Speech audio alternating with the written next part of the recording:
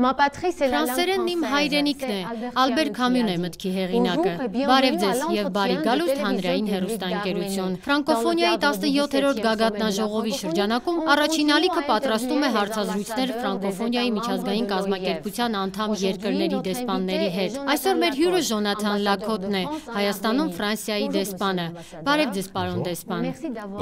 Շնորհակալություն մեր հրավերն ընդունելու համար։ Իդեպ, ինտերվյուն անգլերեն բառ է, որը ծագում է ֆրանսերենից, այդպես չէ։ Անգլերենում շատ բառեր կան, որոնք ֆրանսերենից են փոխառվել։ L'entrevue բառից է, չէ։ Ճիշտ այդպես։ Կարծում եք անգլերենը ֆրանսերենի հետ մրցակցության մեջ է։ Ես այդ երկու լեզուները մրցակցության մեջ չէի դիտարկի։ Անգլերենը գոյություն ունի իր էվոլյուցիայով, ֆրանսերենն էլ իր։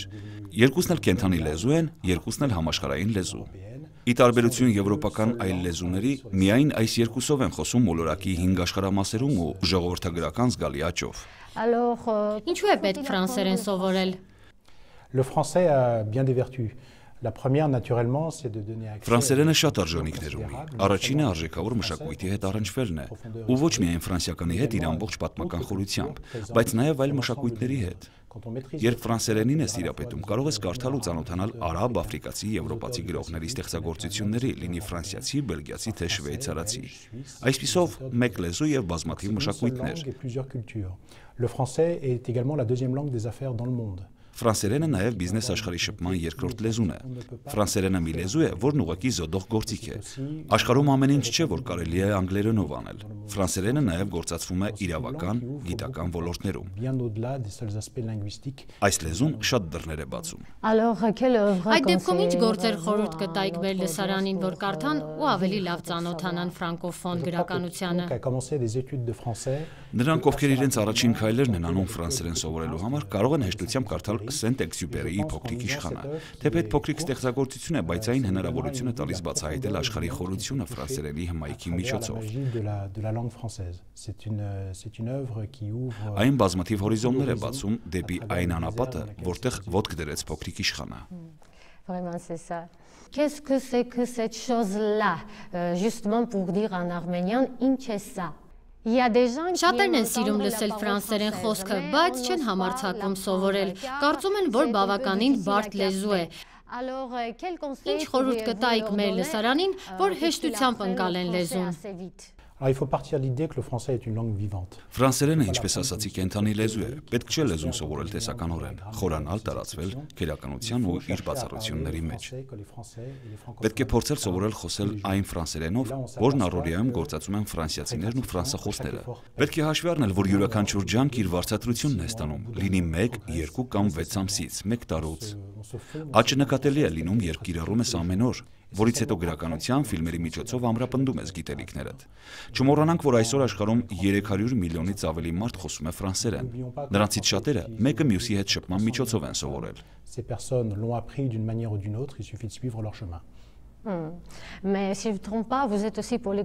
Եթե չեմ սխալվում, դուք նաև պոլիգլոտ եք, 6 կամ 7 լեզվի եք տիրապետում։ Այս տեսանկյունից ինչ խորհուրդ կտայիք որպես մարդ, որը լավ գիտի ինչպես լեզուներ սովորել։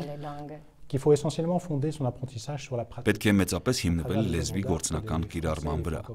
Օրինակ դիտել այն արվեստի գործերը, այն նույն կինոնկարներն ու մուլտֆիլմերը, որոնք ֆրանսիացիներն են դիտում։ Պետք է կարդալ այն նույն գրքերը ու ոչ միայն զուտ նույն լեզվով խոսելու համար, այլ որ մշակութային նույն մտածելակերպն ունենա, քանի որ լեզուն ոչ միայն բառամթերք ու քերականություն է, այլև աշխարհայացք։ Պետք է ըմբռնել, թե ինչ է ասում զրուցակիցը ու մտնել իր աշխարհն ու կիսել իր արժեքները։ Մի հումոր կա, չգիտեմ լսել եք թե ոչ, ասում են ֆրանսիացիները թվեր չեն սիրում, հաշվում են մինչև 69 ու կանգ են առնում, այդպես է։ Դա ֆրանսերենի առանձնահատկությունն է, բայց եթե սովորեք ֆրանսերեն, ապա կարող եք սովորել նաև բելգիական, շվեյցարական ֆրանսերենը։ 60-ից հետո գալիս է սեպտանտ, օկտանտ, նոնանտ, եւ ավելի հեշտ է, քան ասել սուասանդիս, կյատխվնդիս։ Տեսնում եք, ֆրանսերենը ֆրանկոֆոնիայում կարող է ավելի հեշտ լինել, քան իր հայրենի հողում։ Մեր ոչ ֆրանկոֆոն լսարանի համար կարող եք բացատրել 1 կամ 2 բառ, որպեսզի հետաքրքրություն առաջանա ֆրանսերեն սովորել։ Ահա ձեզ տետր ու գրիչ, կարող եք գրել ու մեզ բացատրել դրանց նշանակությունը։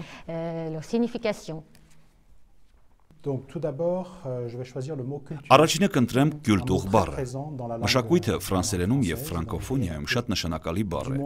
Աշխարհում Ֆրանսիան առաջինն է մշակույթի նախարար ունեցել։ Իսկ թե ինչ է մշակույթը, այս բառին մինչև այժմ այդքան էլ լավ բացատրություն չի տրվել։ Ես մշակույթ բառի բացատրություն ինքնայիրացում սահմանումը կտամ, այսինքն ամեն ոք մշակույթի իր սեփական բացատրությունը կարող է տալ։ Մեկի համար կարող է լինել խոհանոցը, մյուսի համար արվեստն է։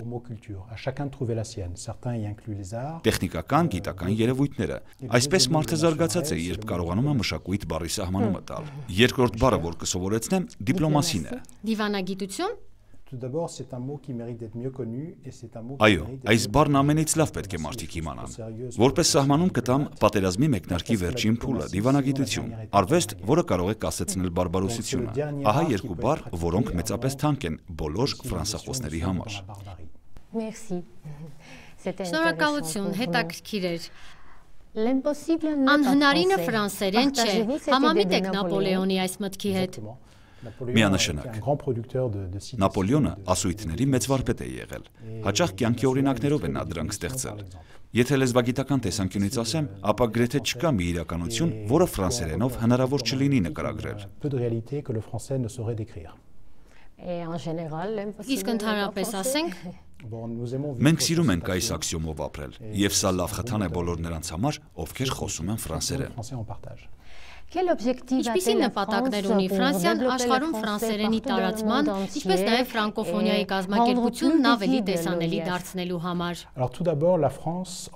Ֆրանսիան գիտակցում է, որ միայն ինքը չէ, որ կրում է ֆրանսերենը։ Կար ժամանակ, որ Ֆրանսիան ֆրանկոֆոնիայի մասին քիչ էր մտածում։ Աշխարհում ամենուրեք նշվում էր ֆրանսախոսության տոնը, բացի Ֆրանսիայից, տարօրինակ կերպով։ Այժմ Ֆրանսիան իրեն հաշիվ է տալիս, որ ինքը ֆրանկոֆոնիայի մաս է, եւ մենք միասնական պետք է ֆրանսերենը ներառենք տարբեր մշակույթներում։ Սա այսօրվա ֆրանսիացու գլխավոր խաղաթուղթն է, որ գիտի իր մայրենի լեզվից բացի ընդունում է աշխարհի այլ մշակույթներ։ Քիչ առաջ նշեցի դիպլոմասի բառը։ Իրականում ֆրանսիական դիվանագիտության մեջ մշակույթը բացարձակ նախապատվություն ունի, քանի որ կարծում ենք, որ դիվանագիտությունը կառուցվում է նախևառաջ մշակույթի ու արժեքների միջոցով։ Մենք արժևորում ենք ֆրանսերենը նաև տարբեր հարթակներում ու նախաձեռնություններում։ Օրինակ, տնտեսական աշխարհում շատ լավ կդիտարկվի, որ 17-րդ գագաթնաժողովի ընթացքում Երևանը կհյուրընկալի տնտեսական ֆորումը։ Այն ցույց կտա ֆրանսերենի կարևորությունը բիզնեսում։ Իդեպ այս տարի ֆրանկոֆոնիայի տոնին մարտի 20-ին Էմանուել Մակրոնն իր ելույթի ընթացքում ասաց, որ նրանք, ովքեր խոսում են ֆրանսերեն, հարուստ են։ Ձեր մեկնաբանությունը։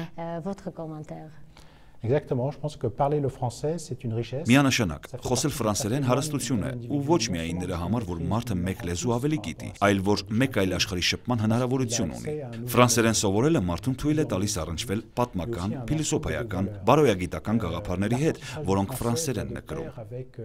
Մարդու իրավունքների հավասարության արժեքներ։ Այս ամենը ֆրանսերենի մեջ կա ինչպես վերջին 200 տարվա ընթացքում, այնպես էլ լուսավորիչների վերածննդի ժամանակաշրջաններում։ Սկսել ֆրանսերեն սովորել նշանակում է ընդունել, որ շուտով ստեղծելու եք նոր ինքնություն։ Իսկ ո՞րն է այդ ինքնությունը։ Դա բազմակողմանի ինքնություն է, որը մեծ տեղ է տալիս մշակույթին, կրթությանը, մտնել լուսավորիչներից մեզ փոխանցված համակարգի մեջ։ Ասում են, որ ֆրանկոֆոնիայում մենք իրար ճանաչում ենք միմիայն բազմալեզվության շնորհիվ, այդպես է։ Ֆրանկոֆոնիան եւ բազմալեզվությունը երկվորյակ են։ Մեր նախագահը այս տեսակետն է առաջ տանում։ Ֆրանսիան ոչ մի հավակնություն չունի ֆրանսերենը գերիշխող դարձնելու այս կամ այն լեզվի նկատմամբ, կամ փոխարինելու մեկ այլ լեզվի։ Կարծում ենք, որ միալեզվությունը ապագա չունի այս աշխարհում։ Մենք 7 միլիարդ բնակչություն ենք։ Այս դարի վերջին կանխատեսված է, որ կլինենք 11 միլիարդ։ Տարօրինակ է, բայց որքան մոլորակի բնակիչների թիվը մեծանում է, այդքան լեզուների օգտագործումը կրճատվում է։ Աշխարհը պետք է բազմալեզվության մեջ հաղորդակցվի։ Ես առաջինն եմ մարդկանց խորհուրդ տալիս խոսել անգլերեն, ռուսերեն, չինարեն կամ արաբերեն, բայց նաև սովորել ֆրանսերեն, քանի որ պետք է սովորել համաշխարհային այս մեծ լեզուն։ Ավելի լավ հասկացված լինել հնարավոր չէ առանց բազմալեզվության։ Ինչ կարող է Հայաստանը ֆրանկոֆոնիային տալ եւ հակառակը։ L'Arménie peut beaucoup apporter à la francophonie. Հայաստանը շատ բան կարող է տալ։ Նախ եւ առաջ Հայաստանը բազմալեզու ազգ ունեցող երկրի օրինակ է։ Այն օրվանից, երբ այստեղ եմ, չեմ հանդիպել միայն մեկ լեզվով խոսող հայի։ Դուք երկու, հաճախ 3 լեզվի եք տիրապետում։ Հայաստանն ապացույց է մեզ համար կրթական համակարգով հաջողությամբ, հաճախ մեծ հաջողությամբ սովորել շատ լեզուներ։ Սա ուժեղ ուղերձ է, որ բազմալեզու երկիրը կարող է հյուրընկալել ֆրանկոֆոնիայի գագաթնաժողովը։ Բացի այդ, վեհաժողովն այստեղ կազմակերպելով ֆրանկոֆոնիան բերում ենք մի հողի վրա, որը պատմականորեն ֆրանսախոս չէ, ընդ որում ամբողջ տարածաշրջանը, եւ սա մեծապես կարեւոր է։ Առաջին անգամ է, որ ֆրանկոֆոնիան նախկին խորհրդային միության անդամ երկրում է անցկացվում, ինչպես նաեւ առաջին անգամ է անցկացվում Միջին Արևելքում։ Հայաստանի ոչ մի հարևան երբեք ֆրանկոֆոնիայի գագաթնաժողով չի հյուրընկալել։ Ինչպես ասացի, ֆրանսերենը ոչ միայն լեզու է, այլև արժեքներ։ Հետևաբար հյուրընկալելով գագաթնաժողովը, այս արժեքները բերում ենք Երևան, ինչպես նաև այս տարածաշրջան։ Երևանը շատ գեղեցիկ քաղաք է, եւ այստեղից հնարավոր է սփռել ֆրանկոֆոնիայի արժեքները։ Եվ այդ արժեքներն արդեն որդեգրել են այստեղ։ Հիմա ավելի քան երբեք։ Վերջերս Հայաստանը հեղափոխություն տեսավ։ Ֆրանկոֆոնիան իրեն կզգա ինչպես իր տանը։ Քանի որ կխոսի ժողովրդավարությունից, մարդու իրավունքներից, երիտասարդների դերից, տղամարդ կին իրավահավասարությունից, քաղաքացիական հասարակությունից։ Այս թեմաներով է ապրում ֆրանկոֆոնիան, եւ այս թեմաները Երևանում կողջունեն։ Դուք ֆրանսիացի եք, ֆրանկոֆոնիայի միջազգային կազմակերպության գոյությունը ձեզ ինչ է տալիս։ Ֆրանսիան մեկն է կազմակերպության անդամ ու դիտորդ 84 երկրներից։ Ֆրանկոֆոնիայի միջազգային կազմակերպությունը համեստության նշան է։ Ֆրանսիան ֆրանսերենի մենաշնորհ չունի։ Ֆրանսիան այլևս ֆրանսախոս ամենամեծ ու հայտնի երկիրը չէ։ Հիմա հայտնի է Կոնգոն։ Փարիզը ամենամեծ ֆրանսախոս քաղաքը չէ։ Հիմա Կինշասան է։ Տեսնում ենք, որ մեր լեզուն զարգանում է անդամ երկրների բնակչության հետ միասին։ Ուզում եմ հարցնել, ֆրանկոֆոնիան տարբեր ասպեկտներից է կազմված՝ ինստիտուցիոնալ, տնտեսական, մշակութային։ Ինչ եք կարծում, կարող է մի օր այն դառնալ մարդասիրության եւ բարեկամության կամուրջ ՆԱՏՕ-ի, ՄԱԿ-ի, ԵԱՏՄ-ի միջև։ Alors effectivement, l'organisation de la francophonie est un peu hors norme au milieu de la famille. Իրավի, ֆրանկոֆոնիայի միջազգային կազմակերպությունը դուրս է միջազգային կազմակերպությունների նորմերից, որևէ երկիր չունի ճնշում մեկ այլ երկրի նկատմամբ։ Այն չի ստեղծվել ինչ-որ մեկի դեմ։ Ֆրանկոֆոնիան բաց կառույց է։ Երևանի գագաթնաժողովին կուսումնասիրվի այլ երկրների անդամակցության հնարավորությունը, հետևաբար ֆրանկոֆոնիայի ընտանիքը մեծանում է։ Սա միմյանց օգնելու կազմակերպություն է։ Միջազգային հարթակում ֆրանկոֆոնիան առանձնակի դեր ունի, որը կարող է գրավիչ լինել բազմաթիվ կառավարությունների համար։ Այն քարոզում է համերաշխություն ու գործակցություն։ Մի քանի ամիս առաջ Ֆրանսիան օնլայն հարթակ բացեց, որտեղ յուրաքանչյուրը կարող էր իր առաջարկություններն անել աշխարհում ֆրանսերենը զարգացնելու համար։ Ինչպիսի արդյունքներ եղան։ Donc la France a lancé cette grande consultation numérique. Մեծ խորհրդակցությունը կոչվում էր «Ես նույնպես ֆրանսերեն եմ խոսում», որի ընթացքում աշխարհի տարբեր անկյուններից բազմաթիվ առաջարկություններ եղան, շատ հայտեր եղան։ Հետաքրքիր առաջարկներ եղան, կարող եք թվարկել մի քանիսը։ Alors il y a effectivement une volonté. Ցանկանում էին ֆրանկոֆոն համալսարանական ցանցը զարգացնել։ Գիտենք եվրոպական Էրասմուս ծրագրի հաջողությունը, որը նպաստում է աշխարհի ֆրանկոֆոն համալսարանների փոխանակման ծրագրին։ Այստեղ Հայաստանի խաղաթուղթը կարող է լինել Երևանի ֆրանսիական համալսարանը, որը ոչ միայն հյուրընկալում է հայաստանցիների, այլև տարբեր երկրների ուսանողների։ Ինչ հայերեն բառեր եք սովորել այս ընթացքում։ Շատ են, բայց մեկը կա, որի հանդեպ մեծ վերաբերմունք ունեմ, եւ որը խորհրդանշական է։ Le phénix. Parce que je trouve qu'il est très symbolique de la. Կարծում եմ շատ խորհրդանշական է Հայաստանի համար։ Նա բազմիցս քանդվել ու նորոգվել է, բայց երբեք չի վերացել։ Նուրը Հայաստանի կարևոր խորհրդանիշներից մեկն է եւ կա նաեւ 17-րդ գագաթնաժողովի տարբերանշանի վրա։ Մենք մեր բոլոր հյուրերին նուր ենք նվիրում։ Այն խորհրդանշում է խաղաղությունն ու բարգավաճումը։ Ձեզ խաղաղություն եմ նվիրում։ Merci beaucoup. C'est un très beau symbole. Շնորհակալություն, շատ գեղեցիկ է։ Կարծում եմ Հայաստանը իսկապես լավ առիթ ունի այն գովազդելու համար։ Ինչ է խաղաղությունը Ֆրանսիայի համար։ La paix est quand même l'un des objectifs fondamentaux. Խաղաղությունը Ֆրանսիայի հիմնական նպատակներից մեկն է։ Մենք 20-րդ դարից դասեր ենք քաղել։ Մենք պատմական հաշտեցում ենք ունեցել մեր հարևանների, հատկապես Գերմանիայի հետ։ Ուղերձ ունենք, որ երկու երկրների միջև այլևս ոչ մի թշնամություն չկա եւ որը վերացել է ոչ միայն խաղաղությամբ, այլև գործակցությամբ, որը կարող է օրինակ լինել բոլորի համար։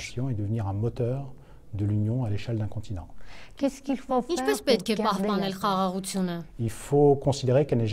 Պետք է ամեն նոր սերնդի սովորեցնել խաղաղության, որն արվում է առօրյայում։ Ու ոչ միայն Ֆրանսիայի ու Գերմանիայի, այլև բոլոր եվրոպական երկրների միջև։ Պետք է իմանալ ինչ է տեղի ունեցել անցյալում, պահանջկոտ լինել կրթության համար, թույլ տալ սովորել միմյանց լեզուն, նպաստել դպրոցական ու համալսարանական փոխանակման ծրագրերին, ճամփորդություններին եւ ջահը փոխանցել գալիք սերնդին։ Շնորհակալություն մեզ հետ լինելու համար։ Մեր հյուրը Հայաստանում Ֆրանսիայի դեսպան Ժոնաթան Լակոտն էր։ Ցտեսություն։